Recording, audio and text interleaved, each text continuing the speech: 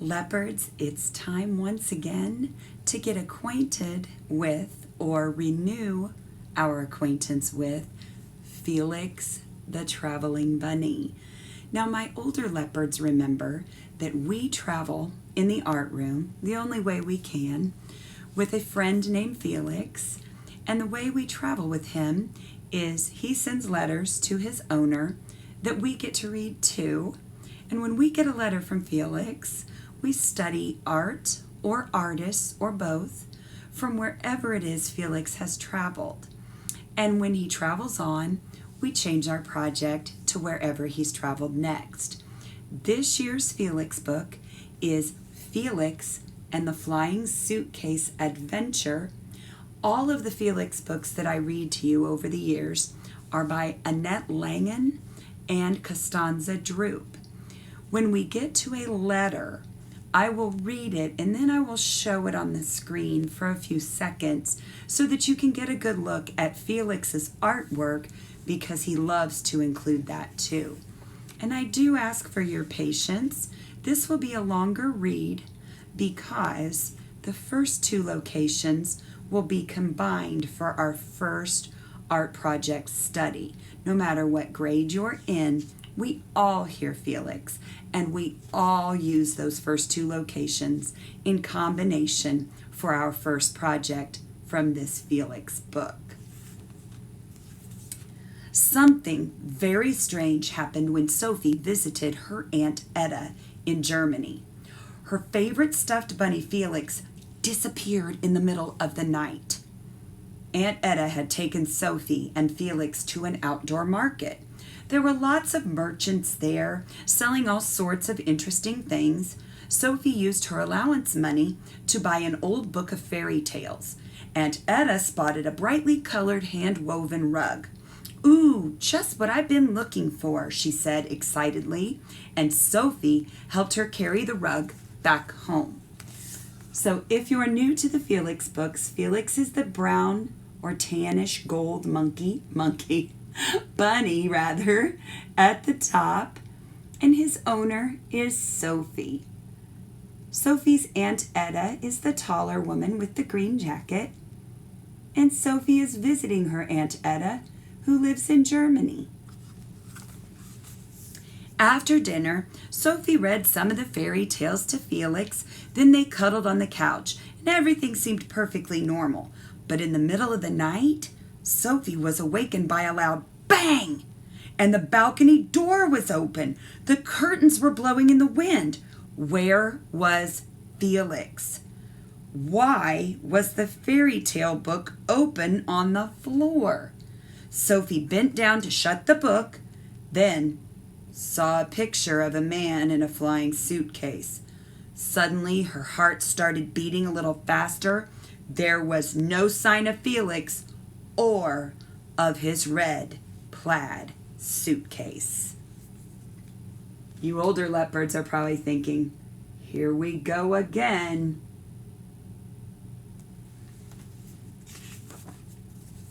Sophie knew exactly what this meant. She and Felix had known each other forever. That is, ever since they'd been in the crib together.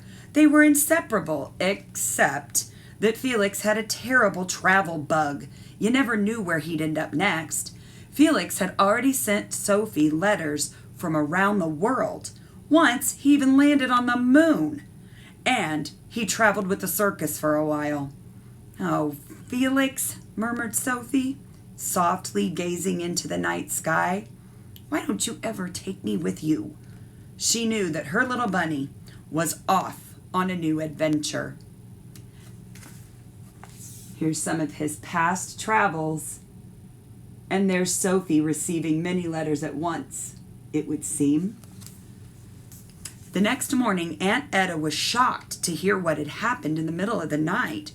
"You just never know what to expect with that Felix of yours, do you?" she said. But before she could say anything else, the doorbell rang. It was the mailman with an express letter for Sophie. Sophie couldn't believe it. The envelope said, "Super Rush Express Mail for my very best friend in the whole wide world, Sophie. Care of Aunt Etta, Seamus Plots 104, 10965 Berlin. Here's the front of the envelope. And Felix loves to draw, so he's decorated the envelope. The envelope drawings always give us a clue about where he is. And the back says, from Felix. On a brief layover at the Parliament building in Berlin. Now let's open this envelope and see what this letter says. Aha. My dearest Sophie in the whole wide world, I am sure you already miss me. If I hadn't read your fairy tale book, I wouldn't ever have gotten the idea to test my suitcase to see if it would fly. Luckily for me, I thought to open the balcony door first because this suitcase takes off as if it had a rocket strapped to the back. In the beginning, I had to hang on really tightly, and I almost dropped your camera. I really hope that it is all right with you that I have borrowed it. I still have to work on my steering a little bit. At any rate, I've just landed on the German Parliament building. I hung onto an antenna, or perhaps it was a lightning rod. Too bad that the Chancellor and all the politicians are still sleeping at this hour. I would have loved to have seen them through the glass dome. But perhaps Aunt Etta will take you today. I do hope you won't get mad at me if I go have a look around a while. I promise you that I'll take good care of myself. I also promise to write to you again soon. Your very own Felix, who thinks of you constantly. And here is the letter, complete with illustrations. That is one fast suitcase. Sophie was speechless. She gave the letter to Aunt Etta, who read it and said, you know, Felix had a good idea. Why don't we go see the Parliament building today? A little later, they were waiting in a long line to get in. Sophie felt like it took forever to get inside, but she was very excited to see the place where all the politicians meet. And the view from the glass dome was really beautiful. Aunt Etta also showed Sophie where the Berlin Wall used to be. Germany was once a divided country. She couldn't imagine that people from East Germany weren't allowed to travel into the West. I'm so glad that something so bad doesn't exist anymore, she said, squeezing Aunt Etta's hand. Here you can see Felix traveling in the flying suitcase and the Parliament building at night in Berlin. That evening, Sophie called her mother and father. When her mother asked her, "So, what's new with you?" she had to fight back tears. "What's wrong, Sophie?" asked her mother.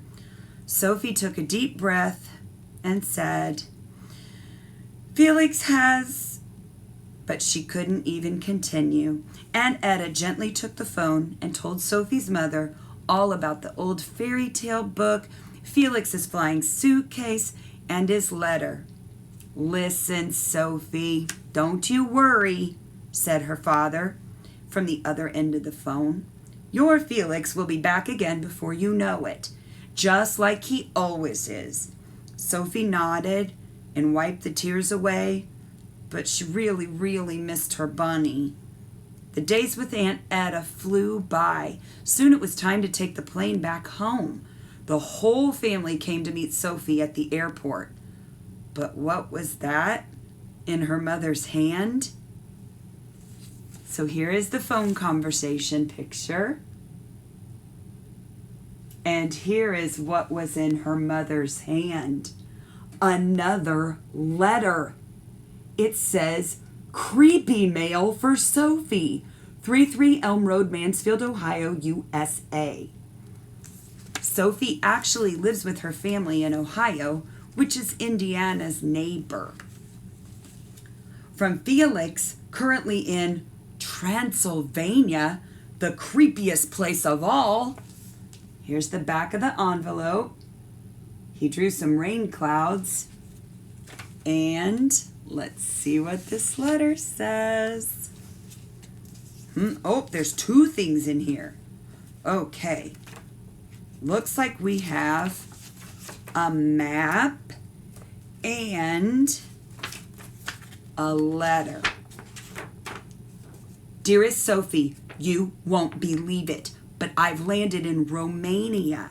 You should be very happy that you are at home. Let me tell you, this is one creepy place. There was a terrible storm developing over the Carpathian Mountains, and before I knew what was going on, the storm broke out. It was pouring, and just in the nick of time, I managed to land the suitcase on the tower of an old castle. The castle looked really creepy as I flew in. The walls were very dark, and the thunder crashed through the valley. I think I managed to wake up about 999 bats in the tower who flew all around me. When the storm finally let up, I got out of there ASAP, which was lucky for me because it turns out that 500 years ago, this very castle belonged to Count Dracula. He was actually a real person. He wasn't a very nice count, and there were many people who say that he was a vampire. Is that scary or what? But I don't really believe it. I'll have a good look around, and in the meantime, I send you fond greetings and a million kisses. The one and only Felix. Here's Felix's letter. And you can see he's drawn himself surrounded by the bats he woke up. And here is Felix's map he drew. It says here you can see where I've flown. First, I saw Vienna, Austria's capital, from the air. Then Budapest, which is the capital of Hungary. So he started in Berlin and flew past Vienna, past Budapest, and look, Dracula's castle. We are going to create castles in different ways. No matter what grade you are in, you will be creating some sort of castle as your next art project. So you will find specific directions for those projects in Lesson 7. And if you are 100% virtual, you will find that the lesson directions are just a bit different in case you don't have some of the materials that I have at school.